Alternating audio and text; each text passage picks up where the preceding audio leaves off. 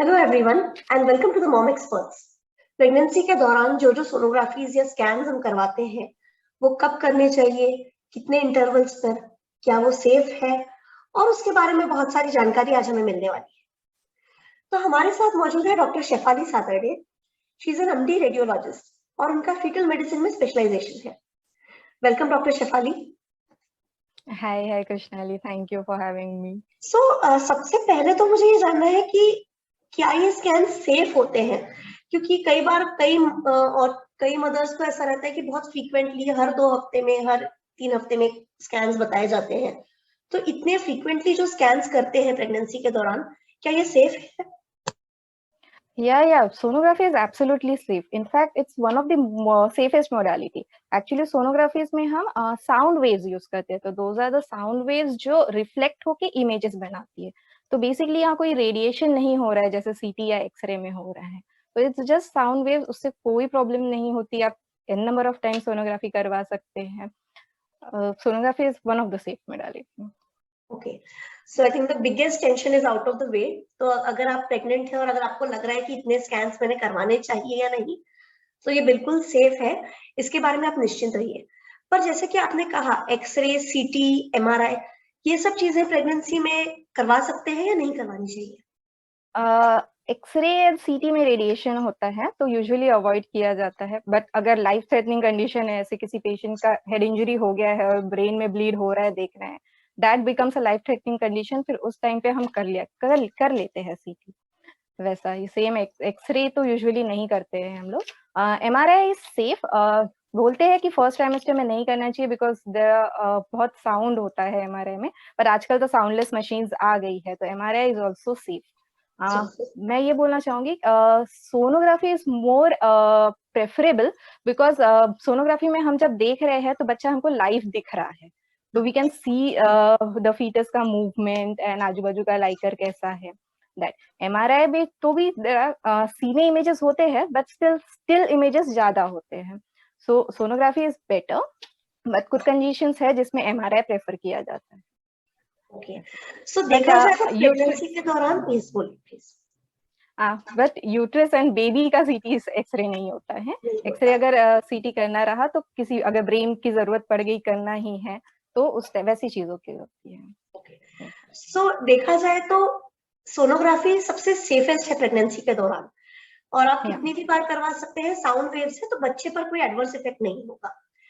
अब कितनी भी बार करवा सकते हैं ये बोलना तो आसान है, पर ये इकोनॉमिकली भी और फीजिबल भी नहीं होता है मदर्स के लिए, देखा जाए तो कंडीशन को।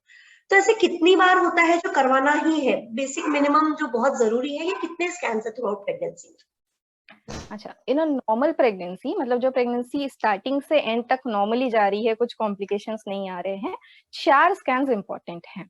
वो 4 स्कैन्स में पहला होता है जो 6 to 8 वीक्स पे करते हैं, that is early pregnancy scan. Second is जो एनटी स्कैन बोलते हैं हम लोग, जो 11 to 13 वीक्स के बीच में करते हैं।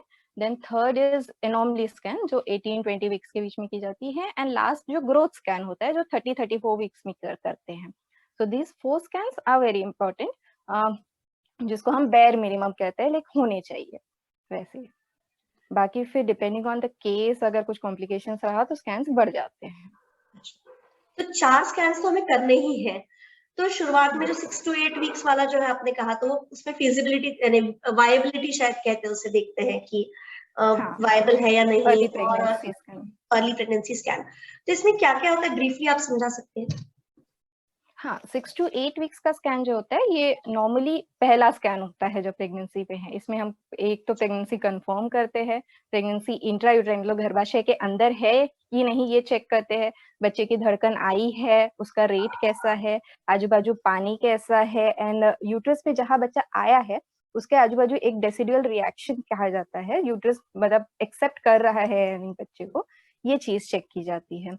देन आपका ओवरी है और यूट्रस का जो एनाटॉमी है बेसिकली, और कुछ गड़बड़ तो नहीं है पेल्विस में, ये इस स्कैन में चेक किया जाता है।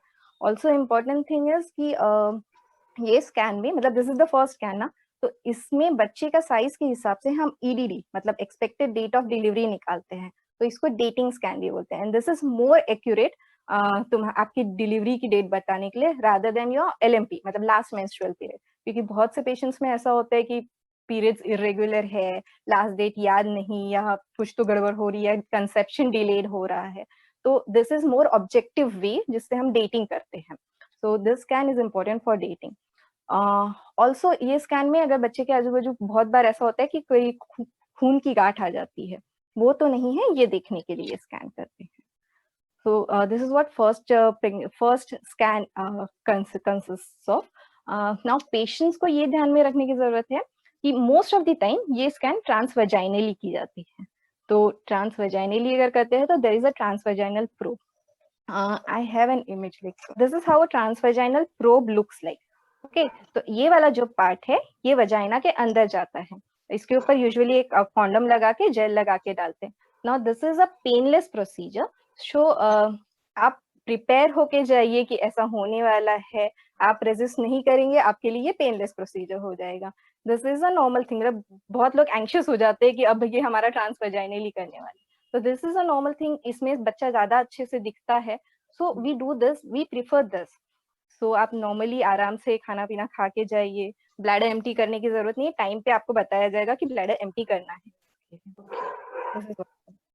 ये भी बहुत एक बड़ा कंसर्न होता है जैसे आपने कहा. इनफैक्ट कई बार लोगों को पता ही नहीं होता है कि ये स्कैन में क्या होने वाला है, और सडनली अगर आप जैसे आपने कहा कि बताया जाए कि कुछ प्रोब अंदर जाने वाला है तो एंशियस हो जाते हैं, then it might become painful. So the point here is to be prepared and try not to stress about it. तो ये तो हमारा पहला स्कैन जिसे आपने बताया कि डेटिंग स्कैन कहते हैं, जो हमारा एक्सपेक्टेड ड्यू डेट है वो इससे निकल जाएगा. एक बेबी है या दो है, कहाँ यूटरस में है या नहीं ये पता चल जाएगा, यूटरस में है या नहीं. ऑल्सो ये भी हो सकता है कि आप अपने पीरियड्स के हिसाब से जा रहे हैं 6 to 8 वीक्स के बीच में और बच्चा नहीं दिख रहा है, मतलब कंसेप्शन डिलेड हो गया, तो हो सकता है कि आपको 7-10 दिन के बाद फिर से बुलाया जाए. तो इस स्कैन में भी रिकॉल्स होते हैं, 7-10 दिन के बाद बुलाया जाते हैं, या फिर बच्चे का धड़कन नहीं आई हुई है बराबर से, वो देखने के लिए फिर से आपको बुलाया जा सकता है. तो be prepared for that also. Be prepared and again I'm guessing कि there is nothing to worry. इसमें चिंता की बात नहीं है. कई बार थोड़ा लेट भी ऐसा हो सकता है कि धड़कन आए. हाँ, ये हो सकता है. ओके, तो ये तो वो हमारा पहला स्कैन. इसके बाद में आपने कहा था कि एक एंटी स्कैन होता है 11 से 13 हफ्तों के बीच में, तो इसमें क्या देखा जाता है? ओके, एंटी स्कैन को अब foetal medicine experts early anomaly scan कहते हैं. एंटी स्कैन में इसको एंटी इसलिए कहा जाता है क्योंकि बच्चे के जो नेक के पीछे एक क्लियर स्पेस होती है जिसको गिनते हैं. So this space is important क्योंकि अगर ये स्पेस बढ़ती है तो बहुत सारे आपने सुना होगा ट्राइजोमीज जो कंजेनाइटल डिजीजेस होती है, इवन फीटल इन्फेक्शन, हाइपोक्सिया, मतलब बच्चे को अगर ऑक्सीजन सप्लाई बराबर नहीं जा रहा है तो ये सब चीजों में ये स्पेस इंक्रीज हो जाती है. तो ये इनडायरेक्ट साइन है कि कुछ तो गड़बड़ हो रहा है. तो इसमें हम एंटी गिनते हैं. देन बच्चे का नेजल बोन, मतलब नाक का जो बोन है वो आया है या नहीं, ये भी किसी किसी डिजीजेस में नहीं आता है. मतलब सब इनडायरेक्ट साइंस है, पर क्योंकि अब हम देख सकते हैं, पता कर सकते हैं, तो अच्छा है कि हम पता कर ले कैसा चल रहा है. देन बच्चे का हार्ट जितना डेवलप हुआ है वो कितना कैसे डेवलप हुआ है, उसमें कुछ रिगर्जिटेशन तो नहीं आ रहा है. देन बच्चे के आजू बाजू का लाइकर कैसा है, ये भी उस स्कैन में देखा जाता है. पानी अच्छा है या नहीं, प्लेसेंटा कहाँ है, ऊपर नीचे, वो देखा जाता है. प्लस और फिर से कोई हेमरेज तो नहीं है. एक इम्पॉर्टेंट चीज ये भी है कि इस स्कैन में हम यूट्राइन आर्टरी, मतलब यूट्रस में जो मदर के यूट्रस में जो ब्लड सप्लाई जा रहा है, वो आर्टरी का फ्लो कैसा है वो भी देखते हैं. इसमें एक्चुअली हम कैलकुलेट कर सकते हैं, एक रिस्क निकाल सकते हैं कि आगे जाके इस मदर को हाइपरटेंशन होगा या नहीं. तो अगर ये पता चल जाए कि हो सकता है कि इसको हाइपरटेंशन होगा, तो अभी से ट्रीटमेंट भी चालू कर देते कि ना हो आगे जाके हाइपरटेंशन. लो डोज एस्पिरिन का ट्रीटमेंट चालू करते हैं. सो इसीलिए द स्कैन इज इम्पोर्टेंट. क्योंकि मैंने भी बोला कि हम अभी से एंटिसिपेट कर सक रहे हैं. या और जैसे मैंने बोला कि इसको हम अर्ली एनोमली स्कैन बोलते हैं.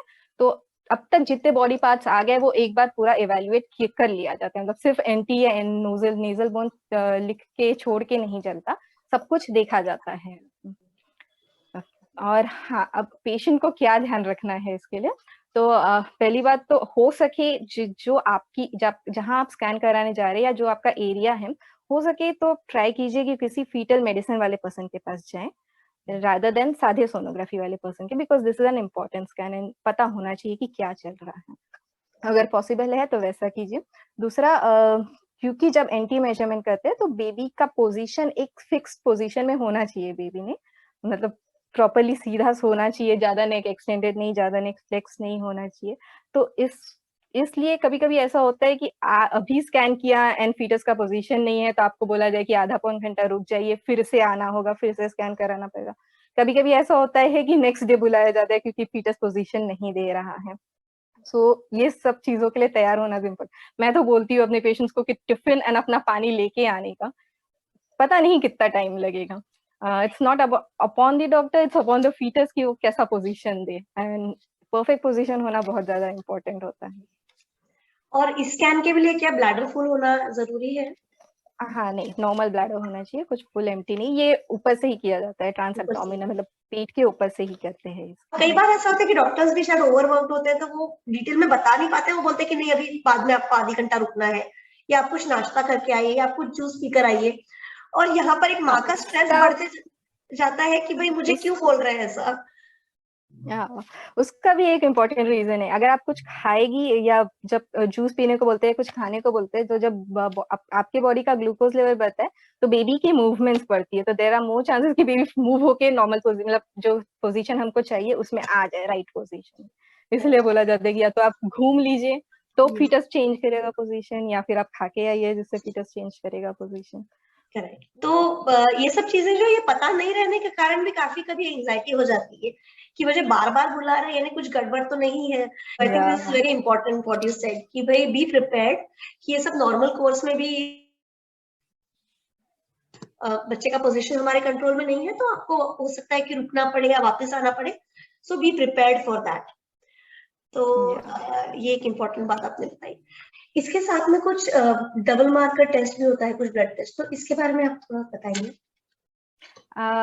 इसके साथ इस एज में एक डबल मार्कर टेस्ट करते हैं जो वेरियस ट्राइजोमीज मतलब आपने सुना होगा डाउन सिंड्रोम, एडवर्ड सिंड्रोम, ऐसे चीजें जो कंजेनाइटल एनोमलीज होती है इसका रिस्क बताती है। सो ये डबल मार्कर के साथ अगर हम एंटी कंबाइन कर ले तो रिस्क बताने की प्रोबेबिलिटी ज्यादा बढ़ जाती है। तो ये तीनों को मिला के फर्स्ट ट्राइमेस्टर स्क्रीनिंग बोला जाता है। सो इसमें हम 1:400, 1:1000 ऐसा रिस्क निकालते हैं, वो लैब वाले ही निकालते हैं। उसके हिसाब से कितनी चांसेस है, मतलब इट्स नॉट डेफिनेटिव, पर कितने चांसेस है कि बेबी में कुछ कंजेनिटल एनोमलीज, कुछ ट्राइजोमीज होंगी, उसका टेस्ट किया जाता है, तो इसको स्क्रीनिंग टेस्ट बोलते हैं। तो बेसिकली जब आप एंटी स्कैन करते हैं, इसी के साथ एक ब्लड टेस्ट भी रहेगा, उससे आप जैसा कि डॉक्टर शेफाली ने बताया कि डाउन सिंड्रोम वगैरह ऐसे कुछ कुछ कंजेनाइटल बीमारियां रहती है बच्चों में, उसकी पॉसिबिलिटी पता चल सकती है। We cannot tell for sure whether it will be there or not, but we can at least assess how much risk is there. Okay. अगर ये मिस हो जाता है तो फिर क्या हम इसके अलावा कुछ और टेस्ट कर सकते हैं? अगर ये फर्स्ट टाइम मतलब जब जिस एज में 11-13 वीक्स में ये नहीं हुआ, तो फिर आगे जाके 15 to 20 वीक्स में क्वाड्रुपल स्क्रीनिंग करके एक ब्लड टेस्ट होता है जिसमें 4 ब्लड पैरामीटर्स लिया जाता है, जो भी एक स्क्रीनिंग टेस्ट की है वो बताया जाता है। मतलब उसमें भी ये सारी चीजें जो जेनेटिक चीजें हैं वो पता की जा सकती है। अब तो बेसिकली ये 2 टेस्ट है, ब्लड टेस्ट जो कि स्कैन से रिलेटेड है, आप करवा सकते हैं थ्रू आउट योर प्रेगनेंसी। तो ये तो हुआ एंटी स्कैन, जो हमारा दूसरा स्कैन था, जो कि I think beginning of second trimester हम लोग 11 से 13 वीक्स में कर रहे हैं। इसके बाद थर्ड स्कैन जो है वो नाम सुनकर ही थोड़ा सा डर जाते हैं, एनोमली स्कैन, जो 18 to 20 वीक्स। तो उसके बारे में आप क्या? एनोमली स्कैन में बोलूंगी कि पूरे चारों स्कैन में या पूरे प्रेगनेंसी के स्कैन में सबसे इम्पोर्टेंट स्कैन है। अगर कोई स्कैन नहीं हुआ है तो एटलीस्ट एनोमली स्कैन होना चाहिए। इस स्कैन में क्योंकि बेबी के मतलब फीटस के सारे पार्ट्स ऑलमोस्ट सारे पार्ट्स डेवलप हो जाते हैं, आ जाते हैं बेसिकली, तो हम हेड से लेके फुट तक बेबी का सब कुछ मॉनिटर एक बार क्या बोलते इवैल्यूएट कर लेते हैं। बहुत लाइक ब्रेन बराबर है, आईज बराबर है, हार्ट बराबर है, लंग्स बराबर है, किडनीज दोनों आ गई है, स्टमक एंड ऑल, ये सारी चीजें हम इवेल्युएट करते हैं ऊपर से लेके फीट तक के। देन देयर इज बेबी का जो फीटस के आजू बाजू का लाइकर कैसा है, प्लेसेंटा कहाँ है, यूट्रस बराबर है या नहीं, बेबी को फीटस को जो ब्लड सप्लाई करता है, जिसको हम अम्बिलिकल वेसल्स बोलते हैं, अम्बिलिकल आर्टरी एंड वेन, उनमें फ्लो बराबर है या नहीं, ये सब चीजें हम एनोमली स्कैन में देखते हैं। बेसिकली पूरा इवेल्युएशन एनोमली स्कैन में होता है। This is very important, this is the most important scan ऐसा देखा जाए तो। सो इसमें भी पेशेंट को यही चीजें ध्यान में रखनी है, क्योंकि हमको पूरा देखना है ऊपर से नीचे तक। तो फीटस का पोजीशन बहुत इंपॉर्टेंट है। फीटस ने पोजीशन नहीं दिया तो आपको फिर से रिकॉल किया जाएगा, आपको नेक्स्ट डे बुलाया जाएगा, खाना खाने बोला जाएगा, वैसा। तो अभी क्योंकि फीटस के बोन्स भी आ जाते हैं, तो समझो अगर फीटस उल्टा है तो जो बोन्स है उसके शैडो की वजह से नीचे के ऑर्गन्स ना दिखे, तो जब तक वो पलटेगा नहीं तक हमको दिखेगा नहीं। तो ये चीज बहुत इंपॉर्टेंट है। ये स्कैन लंबा चलता है, ऑलमोस्ट 30-35 मिनट्स चलता है। तो इसमें भी मैं वही बोलूंगी, अपना खाना लेके आइए, अपना पानी लेके आइए, आराम से फुर्सत से आइए। तो scan is very important, very important. And one more thing, ये स्कैन में आपका सर्विक्स भी देखा जाता है, सर्विक्स का लेंथ कितना है, जो सर्वाइकल इनकम्पिटेंस बोलते हैं, मतलब एक पर्टिकुलर लेंथ है जो 2.53 सेंटीमीटर का सर्विक्स होना चाहिए। उससे अगर कम रहा तो the patient becomes more prone for pre term labour, या फिर मतलब बेसिकली जल्दी डिलीवरी हो जा रही है, या बीच में कभी तो सर्विक्स ओपन हो जा रहा है। ये चीज भी इस स्कैन में देखते हैं। बेसिकली सर्विक्स देखने के लिए 20 to 24 वीक्स में, क्योंकि आप आ ही गए हैं तो देख लिया जाता है। तो इसकी भी ये है कि अगर आपको इसके पहले का प्री टर्म का हिस्ट्री है, या फिर कहीं से लीक हो रहा है, या थोड़ा बहुत स्पॉटिंग है, तब फिर जब सर्विक्स देखना बहुत ज्यादा इंपॉर्टेंट हो जाता है, तब फिर आपका ट्रांसवर्जाइनली देखा जा सकता है सर्विक्स। तो इसके लिए भी प्रिपेयर्ड रहना is important. Okay. Okay. Now coming to the last scan, which is around 34 weeks, did you say? 30 to 34 weeks, 30 to 30. Depending on आपके गायनेकोलॉजिस्ट को कब चाहिए वो स्कैन, उसके हिसाब से। ओके, तो इसके बारे में थोड़ा सा समझाएंगे। ओके, तो ये स्कैन को ग्रोथ स्कैन बोलते हैं। बेसिकली अब तक फीटस का ग्रोथ कैसा हुआ है, फर्स्ट स्कैन से लेके अब तक ग्रोथ कैसा हो रहा है, नॉर्मल है, देन आजू बाजू का लाइकर कैसा है, प्लेसेंटा ऊपर चला, मतलब यूजुअली जो अगर समझो एनॉमली स्कैन के टाइम पे प्लेसेंटा किसी को नीचे मिल रहा है, वो मेजॉरिटी ऑफ द पेशेंट्स में ऊपर चला जाता है, क्योंकि नीचे का यूट्राइन सेगमेंट बढ़ जाता है, तो वो रिलेटिवली प्लेसेंटा ऊपर चला जाता है। तो ऊपर गया है या नहीं, देन सर्विक्स कैसा है, ये सारी चीजें तो देखने के लिए। और जितना एनॉमली हो, जितनी बॉडी पार्ट्स हम देख पाते हैं इस बारे में, अब तो काफी बोन्स डेवलप हो जाते हैं तो सब जगह शैडोइंग आ जाती है, बट जितना देख पाते हैं उतना एवेल्युएट कर लिया जाता है। Then most of the people इस स्कैन में डॉपलर को इन्वॉल्व कर लेते हैं। तो बेसिकली बच्चे के ब्रेन में जो वेसल्स है उनका फ्लो कैसा है, जो अम्बिलिकल वेसल्स है उसमें फ्लो कैसा है, मदर के यूट्राइन आर्टरी का फ्लो कैसा है, इसका एक डॉपलर का स्क्रीनिंग करके रखते हैं कि कोई गड़बड़ तो नहीं है। So this scan is another scan that is important। अब फिर हम थोड़ा प्रेडिक्टेबिलिटी कर सकते हैं कि कब डिलीवरी होगी उसके हिसाब से, या आगे क्या कुछ ट्रीटमेंट लेने की जरूरत है या नहीं, वैसा। Okay. ये स्कैन मेजॉरिटी ट्रांस एब्डोमिनल ही होता है, तो इसके लिए सच कुछ प्रिपरेशन की जरूरत नहीं पड़ती। Okay. तो ये I think one of the last scans, unless इसके बाद में कुछ अगर आपको लगा तो आपके डॉक्टर आपको बताएंगे, बट ये this is like almost one of the last scans जो आप करेंगे। तो एक चीज बहुत ही आजकल अभी which you know parents are very excited about is कि हमको बेबी को देखना है। तो वैसे तो ठीक है स्कैन में जो इमेजेस दिखती थी, बट आजकल 4D स्कैन्स जो होते हैं, तो ये जो आपने जो पहला आई थिंक जो रेटिंग स्कैन है वो तो इट्स टू अर्ली, बट जो बाकी 3 स्कैन्स है उसमें से कौन सा स्कैन है जो हम 4D वगैरह में करना चाहिए, या जिसमें हम चेहरा देख सकते हैं बेबी का, और क्या उससे एज अ डॉक्टर उसमें फर्क पड़ता है कुछ 4D में आपको अंडरस्टैंडिंग में? ओके, अब पहले तो 22 जो एनॉमली स्कैन हो रहा है 18 to 20 वीक्स में, अगर और कोई स्कैन नहीं हो रहा है तो इसमें 4D किया जा सकता है। अदरवाइज फिर 24 वीक्स के बाद ही ज्यादा अच्छा दिखता है। उसके बाद और ज्यादा हो गया तो फिर लाइकर इतना कम हो जाता है कि फिर नहीं दिखता। तो बेसिकली ऐसा 20 to 24 वीक्स के बीच में अगर 4D करा लिया तो ज्यादा बेटर रहता है। तो 4D स्कैन में एज अ डॉक्टर कुछ कुछ कंडीशंस होती है, जैसे CTEV बोलते हैं हम, जिसमें बेबी जो फीटस है उसका जो फुट है वो डेविएटेड होता है, मतलब ऐसा टेढ़ा फुट होता है। ऐसी जो एनॉमलीज हैं इनको देखने के लिए 4D scan are important. But otherwise अगर आपने एनॉमली स्कैन किया है उसमें कुछ नहीं है तो medically it is not indicated. There are very few conditions जिसके लिए 3D 4D स्कैन किया जाता है। तो ये तो बात हुई स्कैन्स की, और कब कब हमने करवाने चाहिए। इसके अलावा बहुत सारे स्कैन का जो आउटकम रहता है उसमें काफी ऐसी चीजें मेंशन रहती है जिसका हमें कॉमनली यूज करते हैं बट अंडरस्टैंडिंग नहीं होती है। तो फॉर एग्जांपल एक कहते हैं कि प्लेसेंटा प्रीविया है, तो ये क्या होता है? ओके, आप प्लेसेंटा प्रीविया जाने के लिए मैं आपको एक इमेज दिखाती हूँ। ओके, मैंने स्क्रीन शेयर किया। हाँ, so this is the uterus, हाँ, और दिस इज द फीटस। तो ये जो चीज है, this is placenta. Placenta is actually a pool of blood, हम लोग लेक्स ऑफ ब्लड बोलते हैं। इसमें छोटे छोटे लेक्स होते हैं जिसमें ब्लड भरा हुआ होता है। यहीं से जो अम्बिलिकल वेसल्स है, ये वाली वेसल, ये फीटस को ब्लड सप्लाई करती है। So every blood, the blood that is going to the fetus is coming from placenta.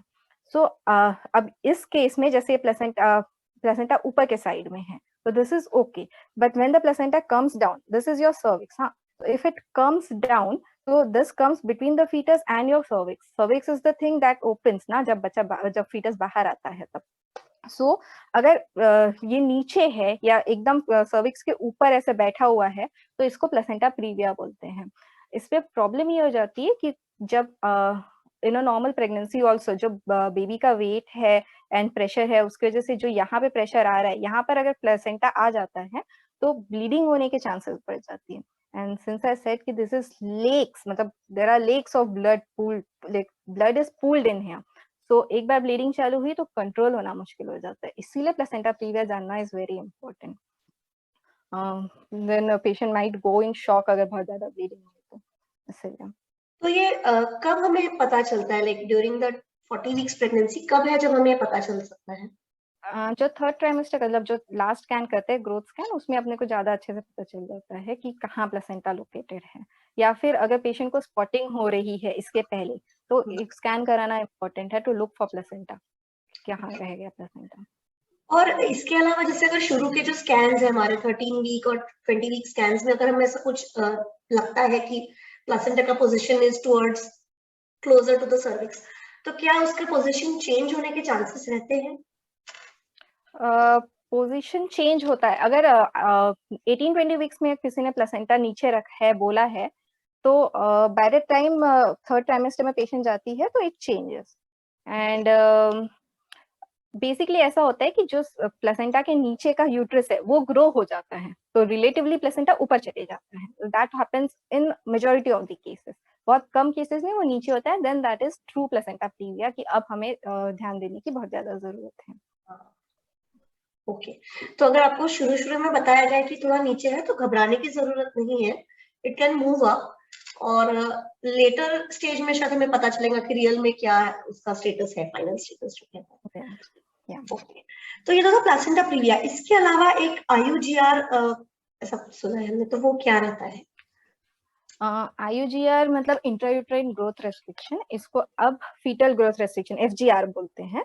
तो बेसिकली जितना फीटस का ग्रोथ होना चाहिए था वो अगर नहीं हो रहा है, मतलब जो हम पैरामीटर्स लेते हैं, जो BPD स्कल का डायमीटर लेते हैं, एब्डोमेन का डायमीटर लेते हैं, जो पैरों की बोन होती है फीमर, उसका लेंथ लेते हैं, वो अगर एक्सपेक्टेड से कम है, या फीटल का जो वेट हम गिनते हैं वो अगर कम है, तो वो FGR कैटेगरी में जाता है। तो बेसिकली कहीं से तो ब्लड सप्लाई कम जा रहा है बच्चे को, या ऑक्सीजन सप्लाई कम जा रहा है, वो इसको IUGR कहते हैं। सो इट इज इम्पोर्टेंट, क्योंकि फिर उसकी हम स्टेजिंग करते हैं, कौन से स्टेज ऑफ IUGR में है, FGR में है बच्चा, तो उसके हिसाब से देन द ट्रीटमेंट वेरीज।